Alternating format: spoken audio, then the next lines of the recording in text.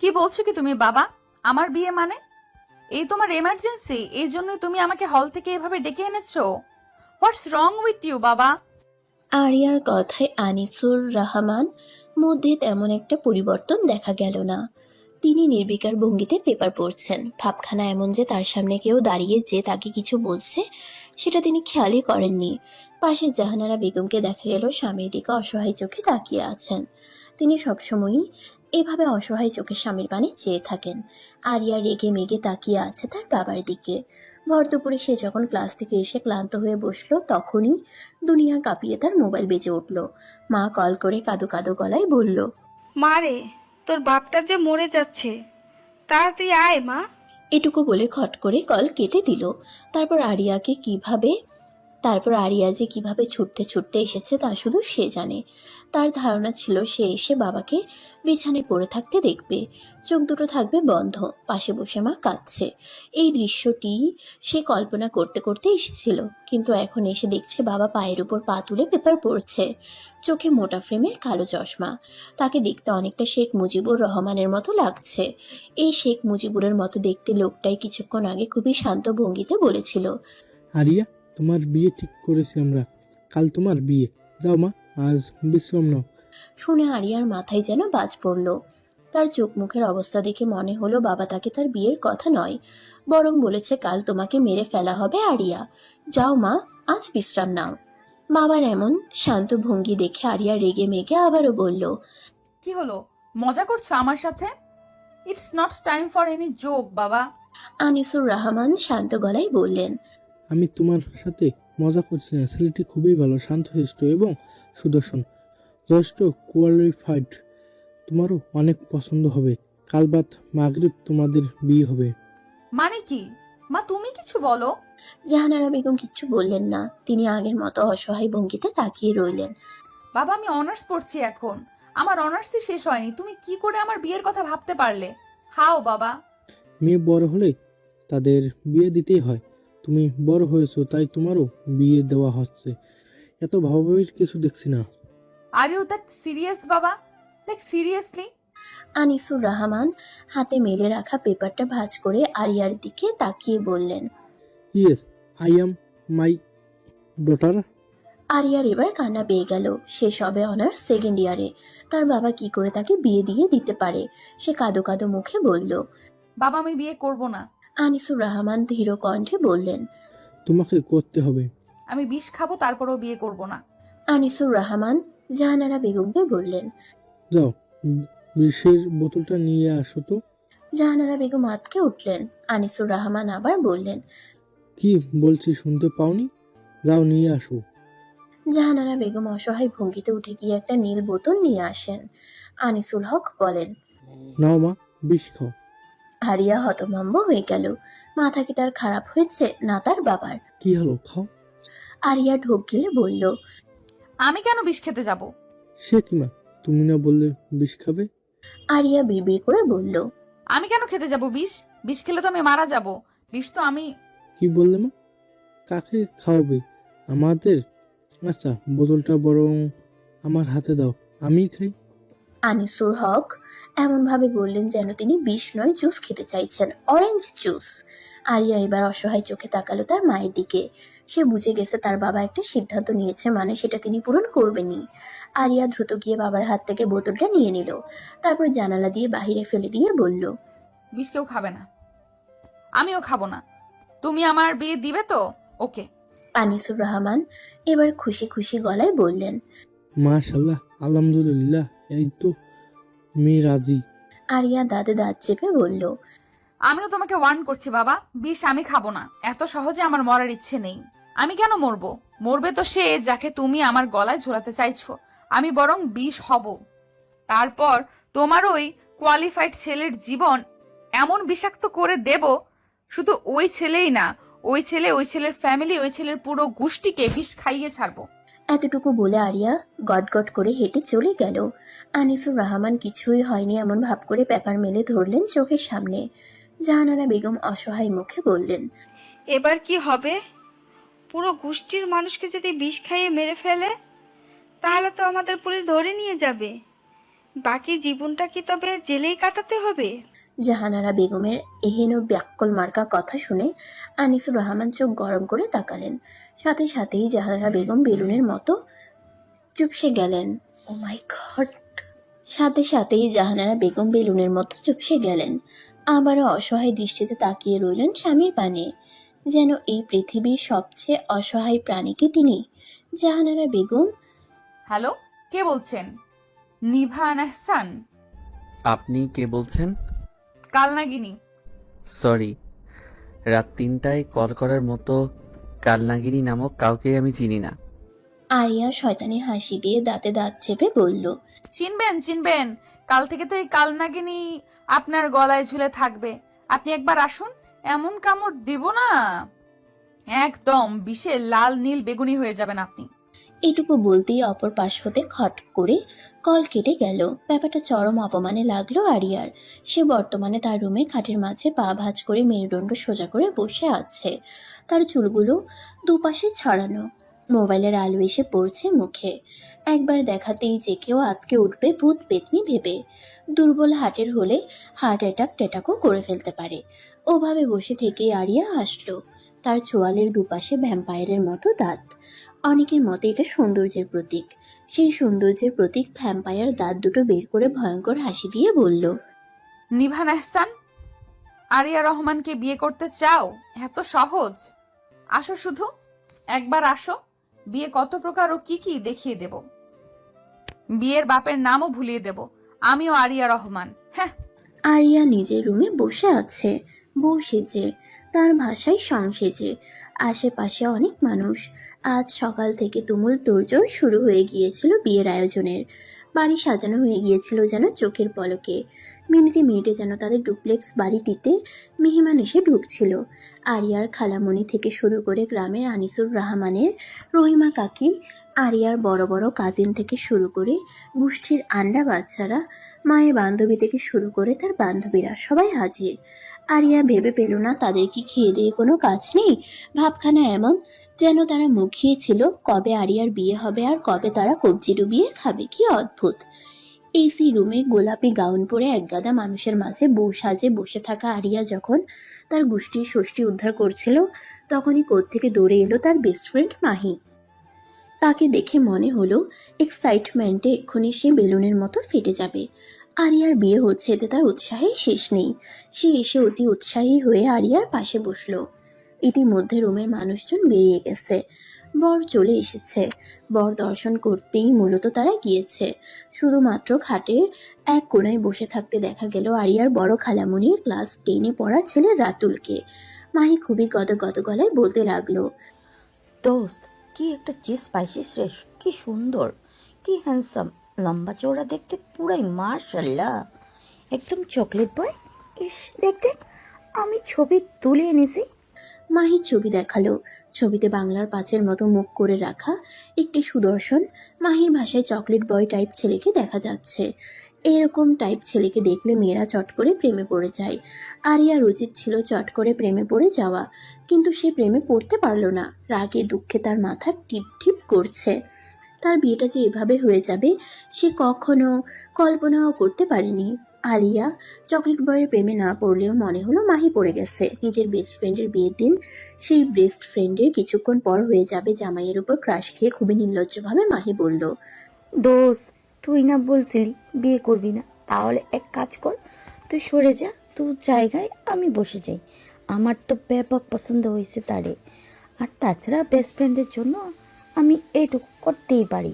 जा रिया जा, जी ले अपनी जिंदगी, मैं तेरे लिए एक शादी तो क्या अपनी जिंदगी कुर्बान कर सकता हूँ। মাহির এমন কথাবার্তা শুনে আরিয়ার উচিত ছিল খুশি হওয়া। খুশিতে বাক বাকুম হয়ে বলল, সত্যি? তাহলে আয়, আমি তোকে সাজিয়ে সিনেমার মতো বড় ঘুমটা টেনে দেই। তুই আমার জায়গায় বিয়ে করে নে, আমি গেলাম।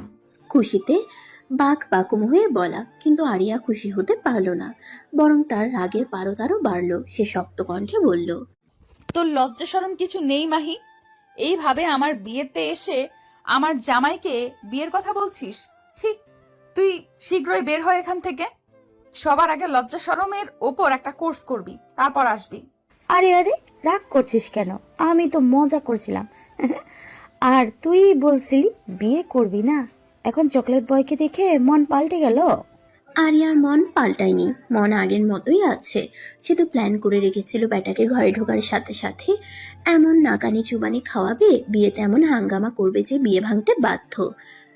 কিন্তু বিকেলে আরিয়ার মা এসে বাঁধালো বিপত্তি। খুবই কাঁদো কাঁদো গলায় বলল, মারে, আজ কোনো অঘটন ঘটাস না।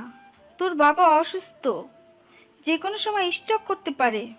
তাই এভাবে তোর বিয়েটা হুট করে দিচ্ছি। ছেলের বাবা তোর বাবার কলিগ, সব রকম বিপদ আপদে তোর বাবাকে সাহায্য করে এসেছে। আর সে মৃত্যু সজ্জায় ছেলের বউ দেখে যেতে চায়। তার ছেলেটা মাশাআল্লাহ খুব ভালো জব করে। প্রস্তাবটা ভালো, তাই আর দেরি করলাম না। মন খারাপ করিস না মা, দেখিস তুই খুব ভালো থাকবি। মায়ের অমন ইমোশনাল কথাবার্তায় আরিয়াও ইমোশনাল হয়ে গিয়েছিল। তারপর সে সিদ্ধান্ত নিয়েছে সে কোনো অঘটন ঘটাবে না, বিয়েটা সুন্দরভাবেই করবে। পরে আবার না তার বাবার মান সম্মান নিয়ে টানাটানি লাগে। তবে আরিয়া জানে সে বলেছে বটে যে কোনো অঘটন ঘটাবে না, তবে সে নিশ্চিত তার মায়ের তার উপর 1%ও বিশ্বাস নেই।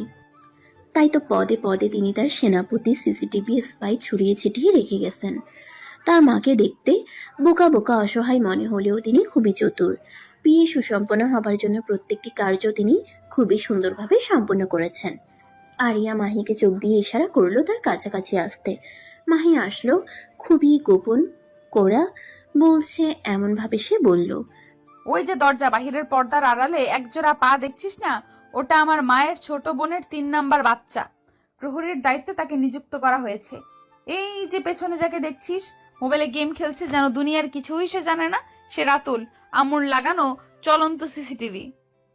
চোখ মোবাইলে কিন্তু কান খাড়া। এইসব ব্যবস্থা কেন করা হয়েছে জানিস? মাহি ফ্যাল করে তাকিয়ে বলল, কেন? যাতে আমি কোনো রকম অঘটন না ঘটাতে পারি। আমি 99% শিওর এদের মাই আমার পেছনে স্পাই হিসেবে লাগিয়েছে। বলেই আরিয়া ঝট করে উঠে দাঁড়ালো। যা, বেশি বেশি ভাবিস। আন্টি কেন এমন করবে? বিশ্বাস করছিস না তো? আমি বলেছি না আমি 99% শিওর, বাকি 0% 1% এর প্রমাণ তোকে আমি এক্ষুনি দিচ্ছি, তাহলে হবে 100% শিওর। আরিয়া দাঁড়ানোর মিনি সেকেন্ডের মাথায় রাতুলও উঠে দাঁড়ালো। আরিয়া হেঁটে 2 কদম আগালো, রাতুলও 2 কদম আগালো। আরিয়া আবারও উল্টো হয়ে পিছিয়ে এলো, যথারীতি রাতুলও পিছিয়ে এলো। আরিয়া ধপ করে বসে পড়লো আগের জায়গায়, রাতুলও বসে পড়লো। আরিয়া কুটিল হাসি হেসে বলল, দেখলি আমার মা জননীর যে কি চিজ, তোরা তো আর জানিস না। মাহি চোখ বড় বড় করে তাকিয়ে রইল, কিছু বলল না। তার কাছে অবিশ্বাসও লাগছে বিয়ের দিন মেয়ের পিছে কোন মা এভাবে বাচ্চা স্পাই লাগায়। আরিয়া দীর্ঘশ্বাস ছেড়ে উঠে দাঁড়ালো, উদ্দেশ্য ওয়াশরুম। হেঁটে ওয়াশরুমের সামনে দাঁড়িয়েই হঠাৎ থমকে গেল সে। তারপর আচমকা পিছে ফিরে ধমকে উঠল, কি সমস্যা কি তোর? আমার সাথে সাথে ওয়াশরুমেও যাবি? পাজি, নির্লজ্জ, অসভ্য, বেয়াদব ছেলে, মারবো এক চড়। আচমকা এমন ধমকে রাতুল ভেজা বেড়ালের মতো চুপসে গেল।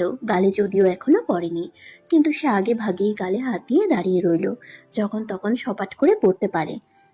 এখনো দাঁড়িয়ে আছিস? তোর লজ্জা শরম নেই? যাবি নাকি মারবো একটা? মাহি আরিয়ার কথা হেসে উড়িয়ে বলল। বলতেই রাতুল ছুটে দূরে সরে গেল, কিন্তু একেবারে চলে গেল না। বিছানার কোনায় গিয়ে আগের মতো গেমস খেলতে লাগলো, যেন কিছুই হয়নি। আরিয়া দীর্ঘশ্বাস ফেলল, তার কান্না পেল। মায়ের এই স্পাইগুলো কি লয়াল? ধমক খেয়েও গেল না। এত অদ্ভুত কেন এরা? এত অদ্ভুত কেন তার ফ্যামিলি, তার জীবন? বাদ মাগরিব ঠিক 7:18 বিয়ে হয়ে গেল আরিয়া রহমান এবং নিভান এহসানের। আরিয়া বর্তমানে বসে আছে তার নিজের রুমে। পরনে ভারী গাউনটার জন্য গরমে সে হাঁসফাঁস করছে। ইচ্ছে করছে এক্ষুনি খুলে গাউনটাকে মঙ্গল গ্রহে ছুঁড়ে ফেলতে, কিন্তু সে ছুঁড়ে ফেলছে না। এর পেছনেও একটা কারণ আছে। ওই বজ্জারটাকে হাড়ে মাংসে জ্বালানোর জার্নিতে আজ তার প্রথম পদক্ষেপ। আরিয়া বাঁকা হেসে তার ঘেরওয়ালা মস্ত গাউনটা আরও একটু সুন্দরভাবে মেলে বসলো পুরো বিছানায়। তখনই রুমে প্রবেশ করলো আরিয়ার কিছুক্ষণ আগে বিয়ে করার স্বামী, নিভান এহসান। সে রুমে ঢুকতেই বাহির থেকে ধুম করে সশব্দে দরজাটা বন্ধ হয়ে গেল। শোনা গেল কিছু মানুষের খিলখিল হাসি। আরিয়া বেশ বুঝতে পারলো ওগুলো কারা, তার ইসরে পাকা ভাই বোনগুলো। নিভানকে ঢুকতে দেখে আরিয়া নড়ে চড়ে বসলো, আর চোখে একবার তাকালো তার দিকে। গায়ে অফ হোয়াইট শেরওয়ানি, চুলগুলো সুন্দরভাবে মাথায় ব্র্যাক ব্রাশ করা, দেখতে শুনতেও খারাপ না, মাহির ভাষায় চকলেট বয় টাইপ। নিভান রুমে ঢুকে আরিয়াকে এক পলক দেখে রুমের বারান্দায় চলে গেল। তারপর কাকে যেন কল করে মিনিট খানেক কথা বলল, তারপর এসে ভেতর থেকে দরজার হুক লাগিয়ে দিল। পুরো ব্যাপারটাই আরিয়া লক্ষ্য করলো আর চোখে। কিন্তু যখন তার সামনে এই অচেনা পুরুষটি হঠাৎ নিজের শেরওয়ানির বোতাম একটা একটা করে খোলা শুরু করলো, তখন আরিয়া আটকে উঠল। তার চোখ বড় বড় হয়ে গেল, প্রায় চিৎকার দিয়ে বলে উঠল। এই ওয়েট। তার আচমকা এমন রিয়েক্টের কারণে নিবান ভ্রু উঁচিয়ে তার দিকে প্রশ্নবোধক দৃষ্টিতে চাইল, অর্থাৎ কী সমস্যা। আরিয়া একটু সময় নিয়ে নিজেকে শান্ত করলো, তারপর হুশ করে একটা শ্বাস ছেড়ে বলতে শুরু করলো। শুনুন, আপনি যা ভাবছেন তা কিন্তু নয়। এই বিয়েতে আমি মোটেও রাজি ছিলাম না। ক্যান ইউ ইম্যাজিন, গতকাল সকালেও ঘুম থেকে উঠে আমি জানতাম না আমার আজ বিয়ে। সন্ধ্যায় হল থেকে ডেকে এনে বলল, আরিয়া মা যাও বিশ্রাম করো, কাল তোমার বিয়ে। মানে বুঝতে পারছেন, জাস্ট কুরবানির গরুর মতো আমাকে জবাই করে দিল। এইভাবে বিয়ে হয় ধরে বেঁধে? বললো আর হয়ে গেল। সো আমি যেটা ক্লিয়ার করতে চাচ্ছি তা হলো, আমাদের মধ্যে এমন কোনো সম্পর্ক নেই। আমি আমি মানি না এই বিয়ে। আমাকে জোর করে বিয়ে দেওয়া হয়েছে। সো ওসব করার কথা একদম স্বপ্নেও আনবেন না, খবরদার। নিভানের এক হাত তখনও তার বোতামে। সে আগের মতো ভঙ্গিতেই চেয়ে প্রশ্ন করলো। কী সব করার? কি সব করার মানে? আপনি জামা খুলছেন কেন? এবার আরিয়ার কথা বোধহয় নিভানের বোধগম্য হলো। তার কুঞ্চিত ভ্রজরা সোজা হয়ে এলো, কিছুটা কটমট করে বলল। লিসেন, আমারও তোমাকে বিয়ে করার কোনো ইচ্ছে ছিল না। কি বললে? তোমাকে কুরবানি করে দিয়েছে? হ্যাঁ, তোমাকে তো তাও সসম্মানে একদিন আগে নিয়ে এসে পরদিন কুরবানির গরুর মতো কুরবানি দিয়েছে। আমাকে তো জাস্ট ফার্মের মুরগির মতো সকালে এনে সন্ধ্যায় জবাই করে দিয়েছে। আরিয়া কিছুটা অবাক হলো। মানে আপনি জানতেন না আজ বিয়ের কথা? না, জানতাম না। সকালে মা এসে বলল তোর বাবা মারা যাচ্ছে, তোর দাদি মারা যাচ্ছে, সে নাত বউ দেখে যেতে চায়, তোর বাবা ছোট ছেলের বউ দেখে যেতে চায়, তাই আজ তোর বিয়ে, চল বাবা বিয়ে করতে চল। অ্যান্ড আমাকে এক প্রকার জোর করে এনে ধরে বেঁধে বিয়েটা দিয়ে দিল। আরিয়া বুঝতে পারলো তার মানে শুধু সে একা নয়, তাকেও এভাবেই ইমোশনালি ব্ল্যাকমেল করে বিয়েটা দিয়েছে। আরিয়া বলল। তো আপনি কেমন পুরুষ মানুষ, বলতে পারলেন না যে বিয়েটা করতে পারবো না? জীবনে মুভি সিরিজ দেখেছেন কিছু আদৌ? সেখানে কি করে নায়করা বিয়ের আগে মানা করে দেয় যে আমি বিয়ে করব না। দেখেননি? আপনি যদি মানা করতেন তাহলে এইসব কিছুই হতো না। ও আচ্ছা, আর এটা দেখোনি যে সেখানে নায়িকারা কি করে বিয়ের আগে ঘর ছেড়ে পালিয়ে যায়? তুমি পালাতে পারলে না? এই তুমি মেয়ে মানুষ।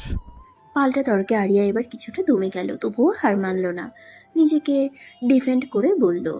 আমি ইমোশনাল ব্ল্যাকমেলের শিকার হয়েছিলাম। নিভান জোরপূর্বক স্যান্টি ইমোজির মতো হেসে কটমট করে বলল। আমিও ইমোশনাল ব্ল্যাকমেইলেরই শিকার হয়েছিলাম। তারপর দুজনেই চুপ, দীর্ঘশ্বাস। তাদের বাবা মায়েরা যে এভাবে তাদের গরুর মতো ধরে বেঁধে বিয়ে দিয়ে দিবে তারা কল্পনাও করতে পারেনি। আগে যদি কোনোভাবে টের পেত তাহলে ইমোশনাল ব্ল্যাকমেল করার আগেই তারা পালিয়ে যেত। আরিয়ানা কখনো আসতো হল থেকে, আর না নিভন ফিরত বাসায়। কিন্তু এখন দুজনেরই কিছু করার নেই। দীর্ঘশ্বাস ছেড়ে আবারও বোতামে হাত দিতে আরিয়া চেঁচিয়ে উঠল। আপনি আবারও জামা খুলছেন কেন? তোমার এইসব ভারী ময়ূরের পেখমের মতো ছড়িয়ে রাখা জামা কাপড় পরে ঘুমানোর অভ্যাস থাকতে পারে, আমার নেই, তাই খুলছি। তাই বলে এখানে ওয়াশরুম বলেও পৃথিবীতে কিছু হয় জানেন কি? অপরিচিত কোনো মেয়ের ওয়াশরুম ইউজ করতে পারবো না আমি। বাহ, অথচ অপরিচিত মেয়ের সামনে নিজের সর্বস্ব দেখিয়ে দিতে পারবেন। আরিয়ার কথা শুনে নিভান থেমে গেল, শান্ত দৃষ্টিতে তাকালো আরিয়ার দিকে। নিভানের এরকম শান্ত দৃষ্টিতে আরিয়া কিছুটা ভরকে গেল। তার সেই ভরকানো দ্বিগুণ হলো যখন নিভান ধীরে ধীরে এক পা দু পা ফেলে তার দিকে এগিয়ে আসতে লাগলো। আরিয়া ঢোক গিলে কিছুটা নড়ে বসলো। নিভান এক দৃষ্টিতে আরিয়ার দিকে তাকিয়ে ধীরে ধীরে এগিয়ে আসলো। আরিয়ার মনে হলো এই রে, সেই কি উল্টাপাল্টা কিছু বলে ফেলেছে নাকি? মানুষটাকে দেখে তো ভালো মানুষই মনে হয়েছিল। কোথাও একটু শুনেছে সব ভালো মানুষের ভেতরে একটা খারাপ মানুষ থাকে, সেই খারাপ মানুষ হুটহাট জাগে না, যখন জেগে যায় তখন সেটা হয় অতি সমস্যা। অতি সমস্যা না, মহা সমস্যা। আরিয়া নিশ্চয়ই উল্টাপাল্টা কিছু বলে এই মানুষের ভেতরের খারাপ মানুষটাকে জাগিয়ে দিয়েছে। এখন হবে সেই মহা সমস্যা। নইলে এভাবে এগিয়ে আসছে কেন? আরিয়ার মাথায় বিভিন্ন খারাপ চিন্তা ভাবনা উকি দিতে লাগলো। এই মানুষটা যদি উল্টাপাল্টা কিছু করে তার সাথে। নিভান ধীরে ধীরে একদম আরিয়ার কাছাকাছি চলে আসলো। তারপর এক হাত খাটের উপর রেখে ঝুঁকে একদম আরিয়ার মুখের কাছে তার মুখ আনলো। আরিয়ার মনে হলো এই বুঝি তার প্রাণ পাখি উড়ে গেল। সে ঢোক গেলে ইতি উতি চাইলো। দূর ছাই, আশেপাশে কিচ্ছু নেই যে যেটা দিয়ে লোকটার মাথায় একটা শক্তপোক্ত বাড়ি মারা যাবে, যেই বাড়িতে এই লোক একদম সারা রাতের জন্য কুপোকাত।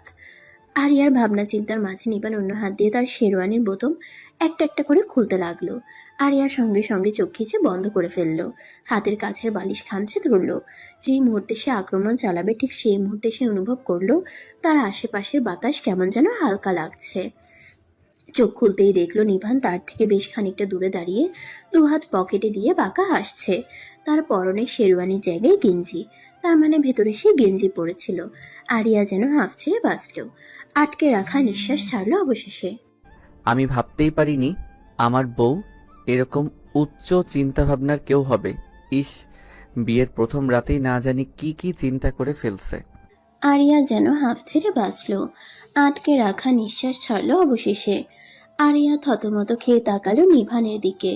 নিভান এবার এগিয়ে এসে বিছানার একপাশে আরিয়ার মেলে রাখা গাউনটা সরিয়ে বলল, তাড়াতাড়ি গিয়ে তোমার ময়ূরের পেখমের মতো জামাটা খোলো। তোমাকে দেখেই আমার গরম লাগছে। আমি ঘুমাবো। বলেই একপাশে ধুম করে শুয়ে পড়ল। আরিয়া চেঁচিয়ে উঠল। এই এই, আপনি এখানে শুলেন কেন? নিভান নির্বিকার গলায় বলল, তো কোথায় শুবো? I don't know, but I can't share same bed with you. রুমে আছেই তো তোমার এক বেড, একটা সোফা রাখলেও পারতে। তাহলে আমি হিন্দি সিরিয়ালের মতন সোফায় গিয়ে শুয়ে পড়তাম। এখন যেহেতু সোফা নেই সেহেতু we have to share this bed. If you don't want then there is a বিশাল floor for you. You can sleep there. Good night. বলেই একটা পাশ ফিরে শুয়ে পড়ল সে। আরিয়া তাজ্জব হয়ে শুধু ড্যাব ড্যাব করে চেয়ে রইল। ইচ্ছা করলে এক লাথি মেরে ব্যাটাকে নিচে ফেলে দেয়। খচ্চর। নিভানকে গালি দিতে দিতে আরিয়া উঠে দাঁড়িয়ে একটা টপস আর ট্রাউজার নিয়ে চলে গেল ফ্রেশ হতে। যা ভাবলো তার কিছুই তো হলো না। ভেবেছিল সে তার স্বামী নামক মানুষটিকে এক রাতেই এমন টাইট দিবে যে সকাল হতেই সে বাপ বাপ করে বাড়ি ছেড়ে পালাবে। এখন তো দেখা গেল উল্টো তাকেই টাইট দিয়ে দিল। ওয়াশরুমের আয়নার সামনে দাঁড়িয়ে আরিয়া ভাবলো এই ছেলেকে টাইট দেওয়া অত সহজ হবে না, কিন্তু আরিয়া দেবে। সবে তো একটা রাত হলো, বেটা তো চেনে না আরিয়া কি চিজ। এমন জ্বালাবে যে সে বাধ্য হবে আরিয়াকে রেখে যেতে। আরিয়া আয়নার দিকে তাকিয়ে বাঁকা হাসলো। আগে আগে দেখো হোতা হে ক্যা। আরিয়ার যেরকম ধুম করে বিয়ে হয়েছিল তেমনই ধুম করে তার বিদায় হয়ে গেল। তার মহামান্য অসুস্থ শ্বশুর মহোদয় আর তার সম্মানিত মা জননী চান তাদের ছোট ছেলের বউ আর নাত বউ তাদের সাথে বসবাস করুক, তাহলেই নাকি তারা সুস্থ হয়ে উঠবেন, একেবারে ফিট হয়ে যাবেন। তাদেরকে একেবারে ফিট করার উদ্দেশ্যে আরিয়ার বাবা খুশি খুশি মেয়েকে পাঠিয়ে দিচ্ছেন তাদের সাথে বসবাস করার জন্য। তিনি একসঙ্গে দুজন মানুষকে সুস্থ করে মৃত্যুর মুখ থেকে ফেরাবেন। এর থেকে মহৎ কর্ম আর কি হতে পারে। আরিয়া যখন বাড়ি থেকে বের হচ্ছিল তখন তার বাবা মায়ের উচিত ছিল কাঁদা। সাধারণভাবে নয়, একেবারে বিলাপ করে কাঁদা। এটাই তো নিয়ম। মেয়েদের বিদায়ের সময় বাবা মা আত্মীয় স্বজন কাঁদে, হাউমাউ করে বিলাপ করে। কিন্তু আরিয়ার ক্ষেত্রে তার কিছুই ঘটল না। বাবা মা কাঁদলো না, বিলাপ করলো না, আত্মীয় স্বজন দুঃখী দুঃখী মুখ করে তাকে বিদায় জানালো না। তাদের মুখ ছিল হাসি হাসি।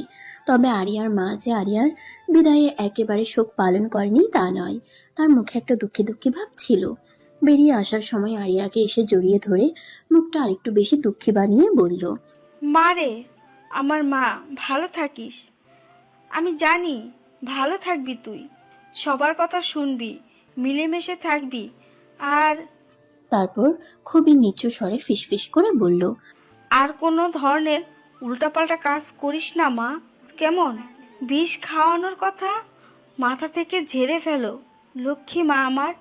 বিপরীতে আরিয়াও মাকে জড়িয়ে ধরে মুখটা ঠিক তার মতোই দুঃখী দুঃখী করলো। নাক টানলো কয়েকবার। মায়ের কানের কাছে সেও তার মতোই ফিসফিস করে বলল, মা গো, আমি তো তোমার মতো মেয়াদোত্তীর্ণ বিষ খাওয়াবো না। আমি খাওয়াবো একেবারে পিওর বিষ। আর বাবাকে বলে দিও তার সেই বিষটা মেয়াদোত্তীর্ণই ছিল, 1 মাস আগে ডেট এক্সপায়ার, পরের বার যেন ডেট দেখে কেনে। আর বলবে এই বজ্জাত দোকানদারটাকে ধরতে। এইভাবে মানুষ ঠকিয়ে মেয়াদোত্তীর্ণ বিষ ধরিয়ে দেওয়া অপরাধ, ক্রাইম। পারলে তার জন্য জেলের একটা ব্যবস্থা করে দেব। আরিয়ার এমন ভয়ঙ্কর কথায় জাহানারা বেগম বিস্ফোরিত দৃষ্টিতে তাকালেন। তার মেয়েকে তিনি এক ফোঁটাও বিশ্বাস করেন না। তাই তিনি তার প্রহরীদের খোঁজ লাগালেন। সামনে ক্লাস 10-এ পড়া রাতুলের ইন্টারে পড়া বোন ঋতুকে পেয়ে ধরে উঠিয়ে দিলেন আরিয়ার গাড়িতে।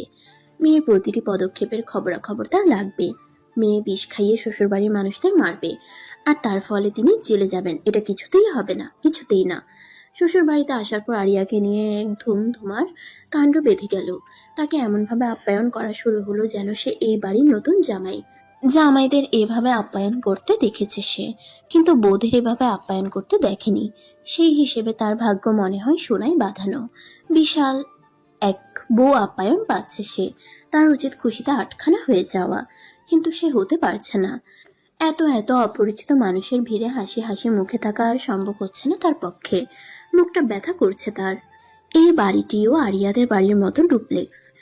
নিচে বড় করে ড্রয়িং ডাইনিং, উপরে সবার রুম। আরিয়া আপাতত এখনো জানে না এই ঘরের সদস্য সংখ্যা কয়জন।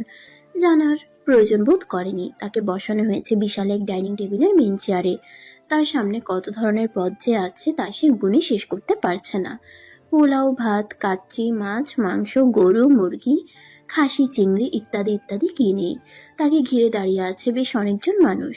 কিছু ছোট বড় ছেলে মেয়ে আর কিছু মধ্যবয়স্ক মহিলা। ছেলে মেয়েগুলোকে দেখে মনে হলো তারা নিভানের কাজিন।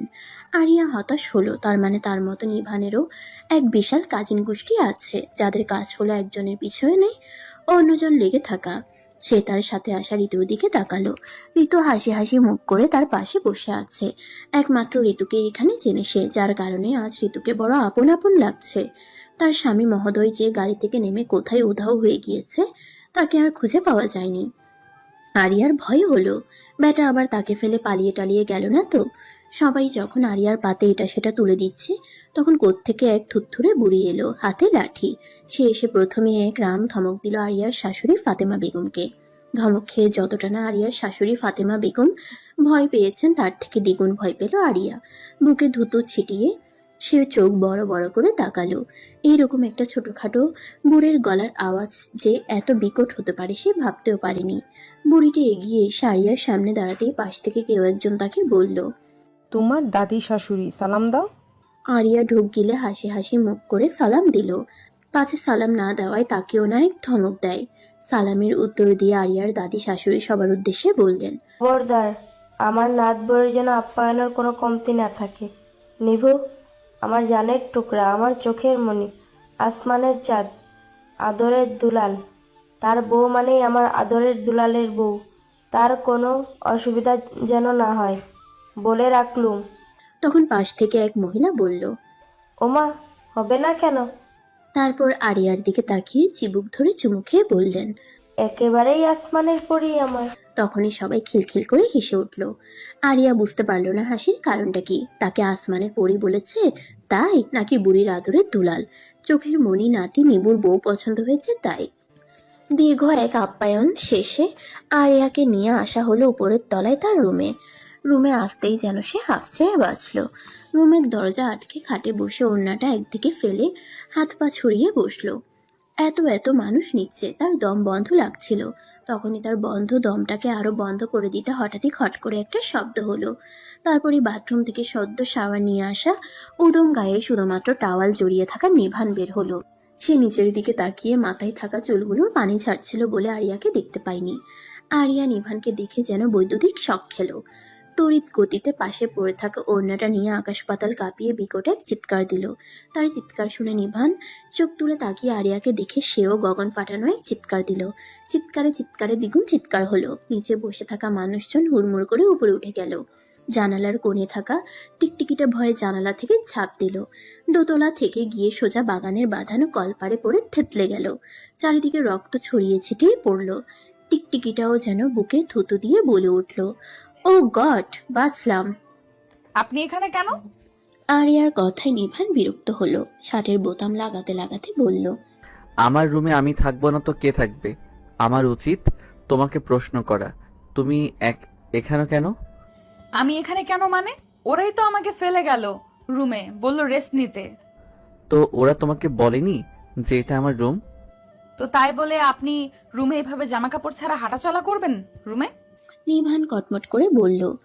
আমি জামা কাপড় ছাড়া হাঁটা চলা করছিলাম না, টাওয়েল ছিল গায়ে। আর তুমি এমনভাবে চিৎকার দিয়ে বাড়ি শুদ্ধ মানুষ জড়ো করলে যেন ঘরে ডাকাত পড়েছে। আমি না হয় আপনাকে ওভাবে দেখে চিৎকার দিয়েছিলাম, আপনি কেন চেঁচালেন? নিভান কিছু বলল না, উল্টো দ্বিগুণ কটমট দৃষ্টিতে তাকালো। তখন নিভানকে এভাবে দেখে সে